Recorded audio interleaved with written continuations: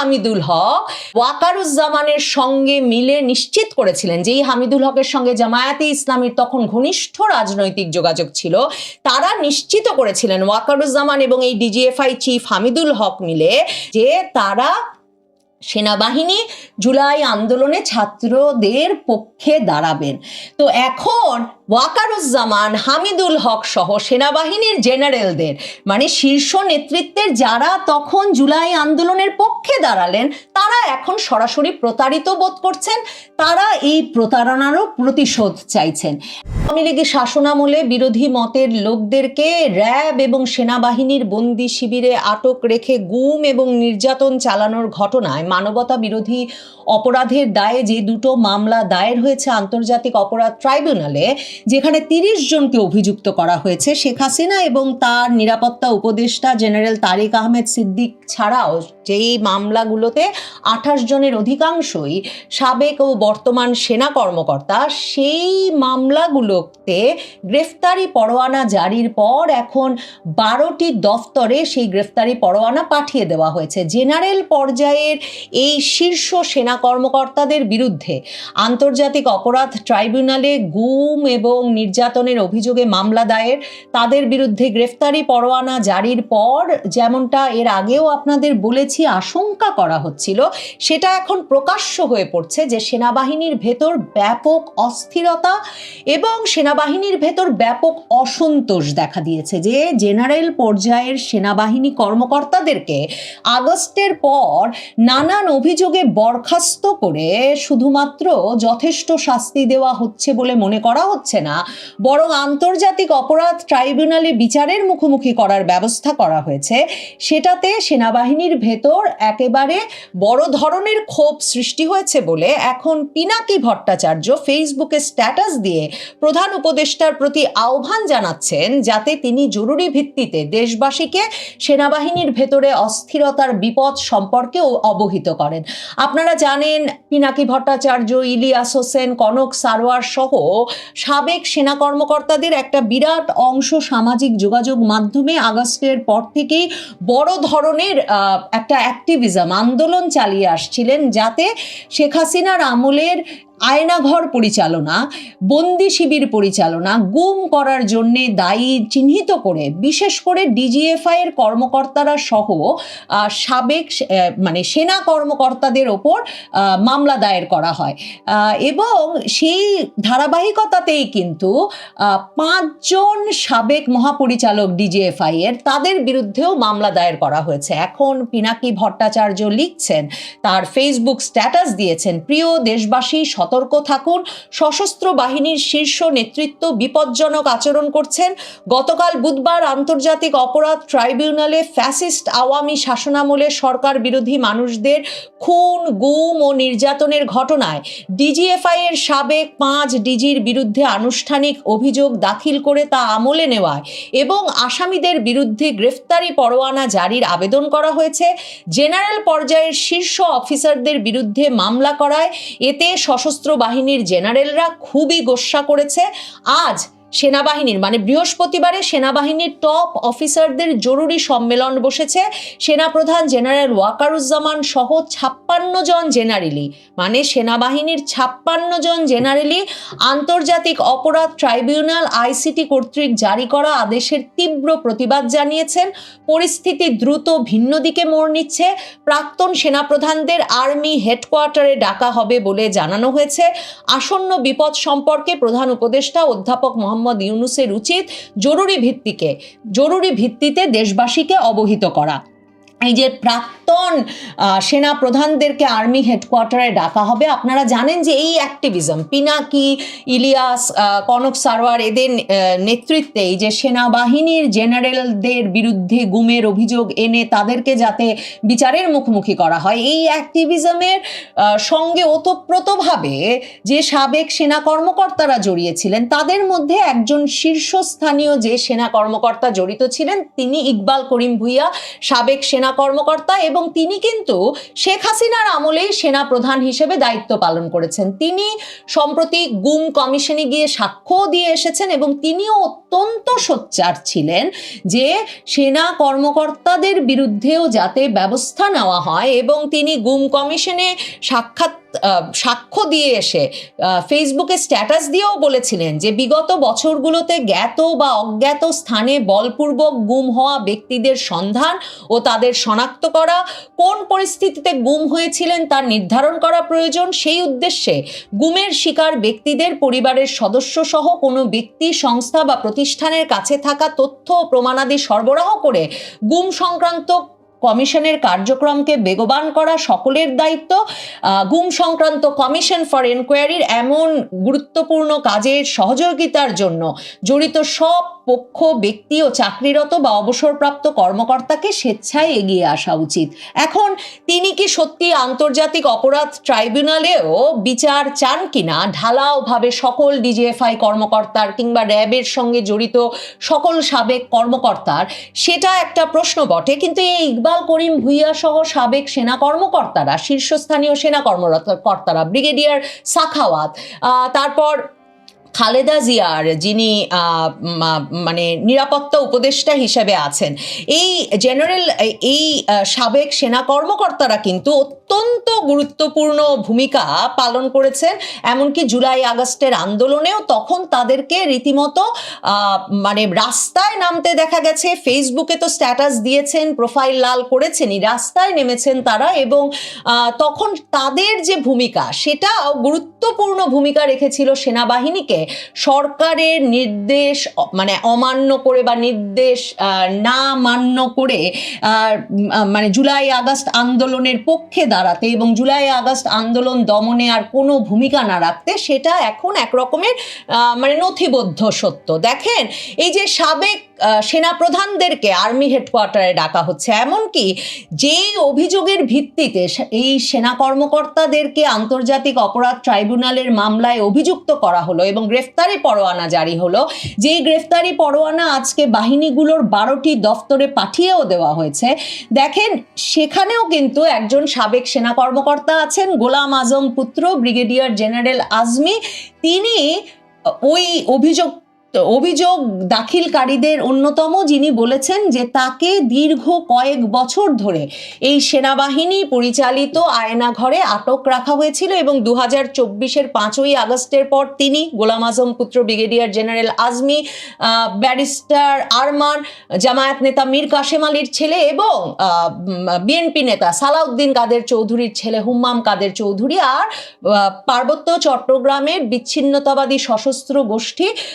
UPDF এর নেতা Michael Chakma, এই 4 জন বেরিয়ে এসে বলেন যে তারা আয়নাঘরে দীর্ঘ সময় আটক ছিলেন এবং তারা কিন্তু এই মামলাগুলোর মূল অভিযোগকারী এবং মূল সাক্ষ্য। কাজেই এই পুরো মানে এই জটিল এবং মানে স্পর্শকাতর পরিস্থিতিটা সামাল দিতে হচ্ছে সেনাবাহিনীকে, যেখানে একজন সাবেক সেনাপ্রধান ইকবাল করিম ভূঁইয়া বিচার চাইছেন, যিনি নিজেও শেখ হাসিনার শাসনামলে সেনাপ্রধান ছিলেন,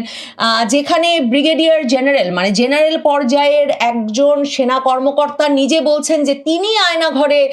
বন্দি দশায় ছিলেন, নির্যাতনের শিকার হয়েছেন, তিনি বিচার চাইছেন। আবার যারা এখন জেনারেল পদমর্যাদায় আছেন তারা মনে করছেন যে সেনা কর্মকর্তাদেরকে এই যে আন্তর্জাতিক অপরাধ ট্রাইব্যুনালে যারা বেসামরিক সরকারের নির্দেশনায় কাজ করছিল সংস্থাগুলো, সেই কারণে দায়ী করে সেনাবাহিনীর শীর্ষ কর্মকর্তাদেরকে আদালতে বিচারের মুখোমুখি করা আর গ্রেফতারি পরোয়ানা জারি করা একটা দীর্ঘ সময় ধরে সেনাবাহিনীর সঙ্গে নির্বাহী বিভাগের সম্পর্কটাকে জটিল করে তুলবে, সেনাবাহিনীর সঙ্গে আস্থার সম্পর্ক চিরতরে শেষ করবে এবং সেনাবাহিনীর জুনিয়র অফিসাররা আসলে মানে এর ফলে সেনাবাহিনীর শৃঙ্খলা নষ্ট হবে। এবং যে কারণে সেপ্টেম্বরের শেষে এক স্টাডি পিরিয়ডে গিয়ে ওয়াকারুজ্জামান জুনিয়র অফিসারদের বলেন যে আমি দাঁড়ে দাঁড়ে ঘুরেছি, প্রত্যেকটা একটা জায়গায় গিয়েছি যাতে জেনারেলদেরকে এই বিচারের মুখোমুখি হতে না হয়। মানে আমার সেনাবাহিনীর ব্রাদার জেনারেলরা প্রিজন ভ্যানে করে বিচারের জন্য যাচ্ছেন, এই দৃশ্য কথা ভাবলে এই ওয়াকারুজ্জামান অত্যন্ত বিমর্ষ হয়ে পড়েন এবং তিনি ভাবতেই পারেন না। এই কথা বলে তিনি কিন্তু স্টাডি পিরিয়ডে বলেছেন যে তিনি এরপর নির্বাচিত সরকারের কাছেও যাবেন যাতে এই বিচার থেকে তিনি সেনা কর্মকর্তাদের জন্য দায় মুক্তি বা ইনডেমনিটি নিয়ে আসতে পারেন। এবং সেপ্টেম্বরের শুরুতে তিনি সর্বশেষ আবারও প্রেসিডেন্টের কাছে গিয়েছিলেন, প্রধান উপদেষ্টার কাছে গিয়েছিলেন এবং তার প্রত্যাশা ছিল যে এই মামলাটা মানে দায়ের করতে, অভিযোগ দাখিল করতে, গ্রেফতারি পরোয়ানা জারি করতে কিছুদিন অপেক্ষা করা হবে এবং আরো ভাবা হবে। কিন্তু শেষ পর্যন্ত শীর্ষস্থানীয় সেনা কর্মকর্তা মানে জেনারেলদের বিরুদ্ধে এই মামলাটি হয়ে গেছে, গ্রেফতারি পরোয়ানা জারি করা হয়েছে এবং এখন বর্তমান যে সেনা কর্মকর্তারা আছেন শীর্ষস্থানীয় 56 জন যে জেনারেল আছেন তারা মনে করছেন এমন একটা পরিস্থিতিতে সেনাবাহিনীর শীর্ষ কর্মকর্তাদেরকে ফেলা হলে তাদের পক্ষে সেনাবাহিনীর ভেতরের যে শৃঙ্খলা, তাদের কমান্ড রক্ষা, তাদের সম্মান রক্ষা সরাসরি মুশকিলে পড়তে যাচ্ছে এবং সেনাবাহিনী এখন ব্যবস্থা নিতে চায়। এটাই এখন ক্যান্টনমেন্টের ভেতর থেকে খবর, যে খবরটা পিনাকি ভট্টাচার্যকেও অস্থির করে ফেলেছে সেনাবাহিনী এবং ডক্টর ইউনূস সরকার মুখোমুখি। সে খবর মে মাসেও শোনা গিয়েছিল। সে সময় তিন বাহিনী প্রধান উপদেষ্টার যমুনায় গিয়ে নো ব্লাডি করিডর মানে কোনো এই সব বিষয়গুলো আলোচনা ছাড়া হবে না সেটা বুঝিয়ে এসেছিলেন। দরবারে এসে সেটা প্রধান পরিষ্কার করে বলেছিলেন। সেসব ঘটনার পরেও সরকারকে আবার সমর্থন দিয়েছেন, ঈদে গিয়ে দেখা করেছেন এবং সম্পর্কটা স্বাভাবিক করেছিলেন তিন বাহিনী প্রধান, কারণ তাদের ভরসা ছিল সরকার ইউনূসও তাদের সম্মান রক্ষা, তাদের বাহিনীর শৃঙ্খলা রক্ষা এবং সবচেয়ে বড় কথা এই তিন বাহিনী প্রধান যারা জুলাই আগস্ট আন্দোলনে সমর্থন দিয়েছে বলে জুলাই আগস্ট আন্দোলন শেষ পর্যন্ত সফল হয়েছে, সেই মানে তিন বাহিনী প্রধানের কমান্ড বজায় রাখা, মানে এই তিন বাহিনীর ভেতরের সেনাবাহিনী বিশেষ করে ভেতরে যে কমান্ড স্ট্রাকচার আছে তাদের প্রত্যেকে যদি এই আন্দোলনটিকে সমর্থন না দিত তাহলে যে এই আন্দোলনটি সফল হতো না শেষ পর্যন্ত এবং এই ইউনূস সরকার গঠন করে টিকতে পারতো না, সেই স্বীকৃতিটুকু এবং সেই সমর্থনটা মিলবে এখন সেনাবাহিনীর 56 জন জেনারেলের সেই আস্থা, সেই বিশ্বাস চলে গেছে। তারা এখন আবার জুলাইয়ে আগস্টে তারা যেমন রাজপথে থাকা, ফেসবুকে অ্যাক্টিভিজম করা সাবেক সেনাপ্রধানদেরকে ডেকেছিলেন, এখন নাকি আবার তারা আর্মি হেডকোয়ার্টারে ডাকছেন, পিনাকি ভট্টাচার্য সেটা বলছেন। কিন্তু সেনাবাহিনীর ভেতরকার জেনারেলদের মনোভাব অত্যন্ত বিরূপ বর্তমান সরকারের ওপর এবং সেনাবাহিনী এবং সরকার মুখোমুখি, সে বিষয়ে এই মুহূর্তে আর কোনো সন্দেহ নাই। দেখেন এই যে হামিদুল হক ডিজিএফআই এর যে সর্বশেষ ডিজি ছিলেন তার বিষয়ে এমনকি বণিক বার্তা একটা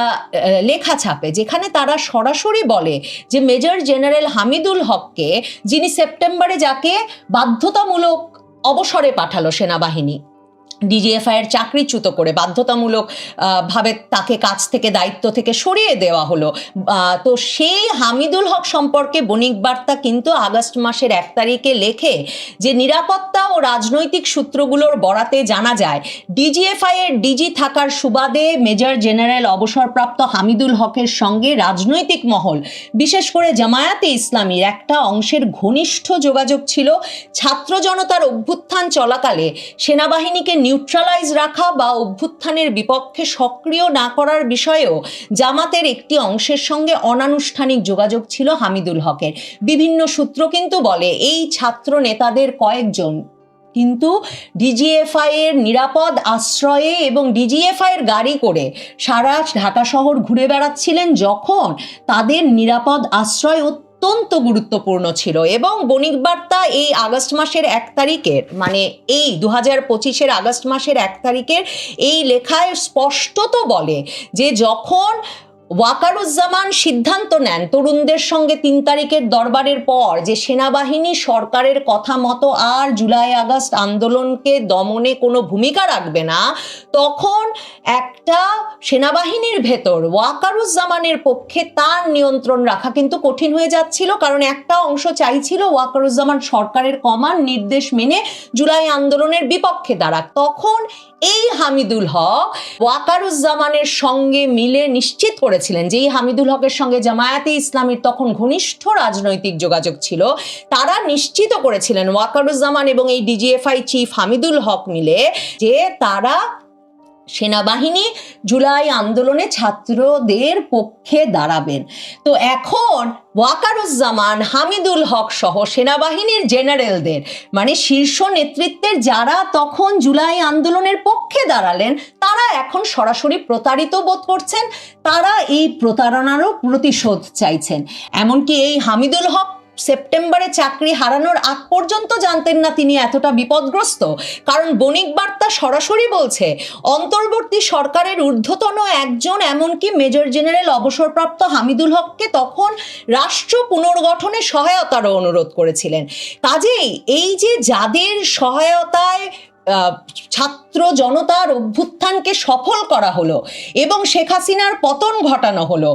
তারা যারা সেনাবাহিনীকে সেই সময় নিষ্ক্রিয় রাখলেন, মার্চ টু ঢাকা কর্মসূচিকে সফল করলেন, সেনাবাহিনীর নিয়ন্ত্রিত বিভিন্ন পয়েন্টগুলো খুলে দিয়ে, তাদের কথা যে এখন কর্ণপাত করছে না সরকার বা ইউনূস, সেটা ওয়াকারুজ্জামান সহ সেনা শীর্ষ নেতৃত্ব ভালো চোখে দেখছেন না। সেনাবাহিনীতে জেনারেলরা ক্ষেপে উঠেছেন, তারা একটা ব্যবস্থা গ্রহণ করতে চান ইউনূস সরকারের বিরুদ্ধে। পিনাকি ভট্টাচার্য বলছেন বটে যে প্রধান উপদেষ্টার সকলকে সাবধান করা উচিত এখনই, তবে আসন্ন বিপদ সম্পর্কে প্রধান উপদেষ্টা কি সত্যি সাবধান করার সময় পাবেন কিনা, সেই সিদ্ধান্ত আসলে আজকে আর্মি হেডকোয়ার্টারে বসে নিচ্ছেন এই জেনারেলেরাই।